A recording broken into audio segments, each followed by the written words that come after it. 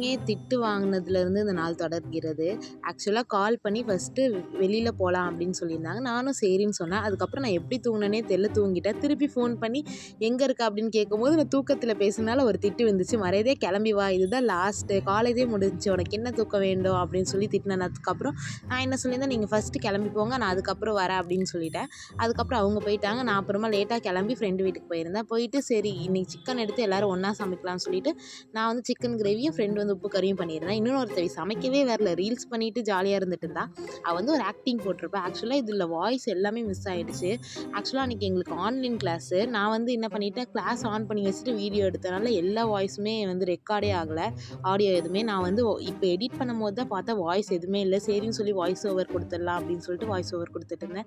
நாங்களும் எல்லாமே ஜாலியா சமைச்சு முடிச்சுட்டு, எல்லாரும் ஒட்டுக்கா உட்காந்து நல்லா சாப்பிட்டோம். சாப்பிட்டு முடிச்சுட்டு கொஞ்ச நேரம் உட்காந்து பேசிட்டு இருந்தோம். பார்த்தா மழை வர ஆரம்பிச்சிருச்சு. கிளைமேட் சூப்பரா இருந்துச்சு. அப்புறமா மாடிக்கு போய் நல்லா தண்ணியில ஆட்டம் போட்டு ஜாலியா விளையாண்டுட்டு இருந்தோம். விளையாண்டு முடிச்சுட்டு நாங்க வந்து கீழ வந்து ட்ரூத் ஆர் டேர் அதுமாரி நெறைய கேம்ஸ் விளையாண்டோம்.